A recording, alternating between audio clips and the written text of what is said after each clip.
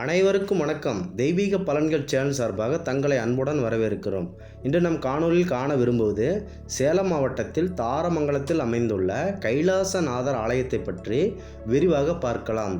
வாருங்கள் காணொலிக்கு செல்லலாம்.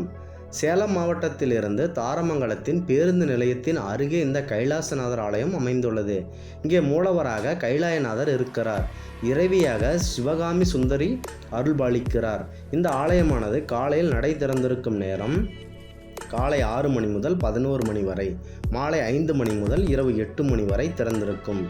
இந்த கோயிலை கிட்டத்தட்ட 1000 ஆண்டுகளுக்கு மிகவும் பழமையான கோயிலாகும்.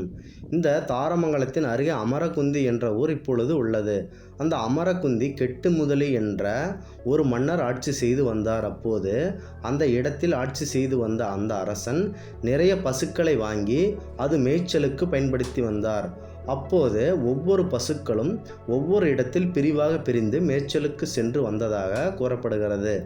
அதில் குறிப்பிட்ட ஒரு பசு மட்டுமே அமரகுந்தியிலிருந்து தாரமங்கலத்தின் மைய பகுதியில் அமைந்துள்ள அங்கே வந்து பால் சுரந்ததாக கூறப்படுகிறது.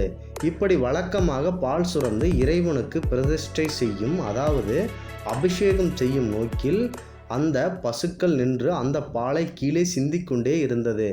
இப்படி என்ன இருக்கிறது என்ற அந்த மன்னன் மனதில் தோன்றி பசுவினை நோக்கி பயணித்தார். அந்த பசு அங்கே இருந்த பாலில் இறைவன் உருவம், சிவபெருமானின் உருவம் தென்பட்டதாக கெட்டி முதலி அவர்களின் பார்வைக்கு தென்பட்டதாக அந்த வரலாறு கூறப்படுகிறது.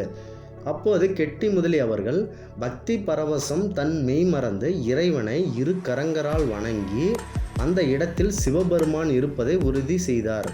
மேலும் தினசரி ஒவ்வொரு நாளுமே சரி அந்த இடத்திற்கு வந்து வழிபாடும் செய்து முறையாக வந்ததாக கூறப்படுகிறது.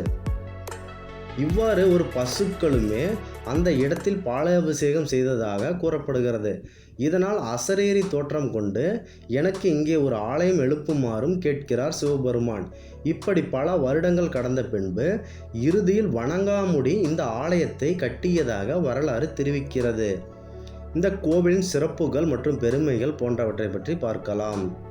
இந்த ஊருக்கு தாரமங்கலம் என பெயர் வருவதற்கான முக்கிய காரணம் இங்கே இருக்கும் மூலவருக்கு பார்வதி தேவியை தாரை வார்த்து கொடுத்ததால் தாரை மங்கலம் என்று அழைக்கப்பட்டு வந்தது. பிற்பு காலப்போக்கில் அது தாரமங்கலம் என்று பெயர் பெற்றதாக கூறப்படுகிறது. மேலும் மூலவராக இருக்கும் கைலாசநாதர் மிகுந்த சக்தி வாய்ந்த இறைவனாக இவர் மக்களை காத்து வருகிறார். இங்கே இருக்கும் இந்த கோவில் கட்டியிருக்கும் கட்டிடக்கலையின் மற்றும் சிற்ப வேலைப்பாடுகள் போன்றவை உலக அளவில் பேசப்படுகிறது. தனித்துவம் வாய்ந்ததாக இன்றளவும் காட்சி தருகிறது. இங்கே இருக்கும் சிற்பங்களில் குறிப்பாக இங்கே இருக்கும் சிற்ப கலைஞர்களின் மன்மத ரதி போன்றோரின் சிற்பக்கலையில் மிகவும் சிறப்பு வாய்ந்தவையாக அமைந்துள்ளது. மேலும் இங்கே இருக்கும் கல்லால் செதுக்கப்பட்ட சிங்கம் ஒன்று இங்கு உள்ளது. அந்த சிங்கத்தின் வாயில் உள்ள கல் உருண்டை மிகவும் நேர்த்தியாக செய்யப்பட்டுள்ளது. அது ஒரு பெரிய பந்து போன்று உள்ளது. ஆனால் அந்த கல்லினை வெளியே எடுக்க முடியாது. மற்றும் உருளை வடிவிலான சங்கிலி போன்ற அமைப்புகளும் இந்த கட்டிடத்தில் ஆங்காங்கே தொங்கிக் கொண்டிருக்கிறது. தாமரை சங்கிலி போன்ற நேர்த்தியான கல்லினால் செதுக்கப்பட்ட அம்சம் வாய்ந்தவையாகவும் இந்த ஆலயத்தில் உள்ளது. மேலும் ஆலயத்தில் பாதாளலிங்கம் ஒன்று உள்ளது. இந்த பாதாளலிங்கம் இப்பொழுதும் பயன்பாட்டில் உள்ளது. உங்கள் ஊரில் ஒரு மக்களை வெளிநாட்டு மக்களின் பயன்கள் யாராவது இங்கு வந்தால் உள்ளே செல்ல அனுமதிக்கப்படுகிறது. குறிப்பாக இந்த பாதாளலிங்கமானது இருக்கும் அறையானது தாரமூலத்தின் கோயில் அந்த பாதாளலிங்கத்தில் இருந்து அமரகுந்திக்கு செல்லும் 5 கிலோமீட்டர் தூரமும் இருந்ததாக கூறப்படுகிறது. ஏனெனில் அப்போது அமரகுந்தியை ஆட்சி செய்த மன்னர் இந்த கோவிலை கட்டுவதற்கு மூலமாக இருந்தார். ஆனால் அந்த காலப்போக்கில் அந்த பாதாள அறையில் சில விஷப்பூச்சிகள் மனிதர்களின் தவறான பாதைக்கு வழிவகுக்கும். எனவே நிறைய மூடிவிட வேண்டும் என்ற அந்த வழியை முழுவதுமாக அடைத்ததாக கூறப்படுகிறது. இதனால் இப்பொழுது அந்த அறையில் பாதாளலிங்கம் மட்டுமே காட்சி தருகிறது. குறிப்பாக அந்த பாதாளலிங்கத்திற்கு செவ்வாய்க்கிழமையானால் பச்சை கற்பூரம் வைத்து பாதாளலிங்கத்தில் உள்ள சிவபெருமானை நாம் பாதாள இளைஞன் வழங்கினால் நமக்கு பல வருடமாக திருமணம் ஆகாமல் இருந்தாலும் சரி, திருமணம் ஆகிய புத்திர பாகியம் இல்லாமல் இருந்தாலும் சரி, இந்த பாதாளலிங்கம் நமக்கான வரங்களை அளிக்கும் என்பது மக்களின் நம்பிக்கை. மேலும் ஆண்டுதோறும் பிப்ரவரி 21ஆம் தேதி அதன் தொடர்ச்சியாக 3 நாட்களும் கோவிலில் ஒரு பெரிய சூரிய மற்றும் கட்டிடக்கலை அதிசயத்தை காணலாம். சூரிய அஸ்தமனத்தின் போது சூரியனின் கதிர்கள் கோவிலின் நுழைவாயிலில் உள்ள முன்புற கோபுரத்தின் வழியாகவும் ஒரு சிறிய துளை வழியாகவும் பயணித்து முன் விமானத்தின் குறுக்கே நேரடியாக சிவன் சிலை மீது விழுகின்றன. கோவிலின் முன்புறம் முழுவதும் சூரிய ஒளியின் அசைவு காணப்படுவதால் லிங்கம் ஒளிரும். இங்கே இருக்கும் பரிகார முறைகளை பற்றி பார்க்கலாம். இங்கே குடிகொண்டு இருக்கும் மூலவருக்கு வேஷ்டி, அம்மனுக்கு சேலை போன்றவற்றை அடங்கி நாம் வாங்கி படைக்கும்போது சந்தன காப்பு மற்றும் மஞ்சள் காப்பு, மேலும் பஞ்சாமிர்தத்தால் செய்த அபிஷேகம் போன்றவற்றை நாம் இறைவனுக்கு படைக்கும்போது நம் மனதில் நினைத்து உள்ள அனைத்து காரியங்களும் வெற்றி பெறுவதற்கு ஒரு முக்கிய ஸ்தலமாக இந்த ஆலயம் அமைந்துள்ளது.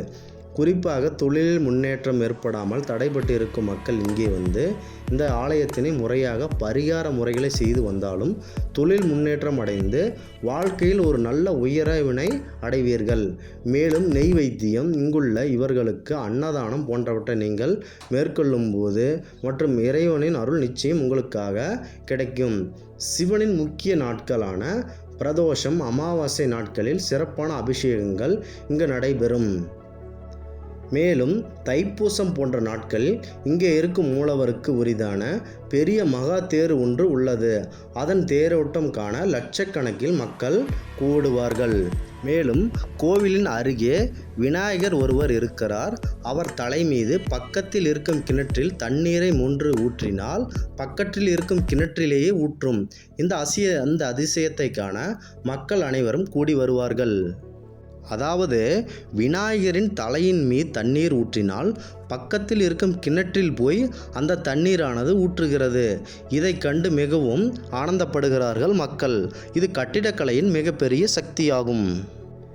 எனவே தெய்வீக பலன்கள் சேனல் சார்பாக தங்களை வேண்டுகிறோம். மீண்டும் ஒரு நல்லதொரு காணொளியில் உங்களை சந்திக்கிறோம். நன்றி, வணக்கம்.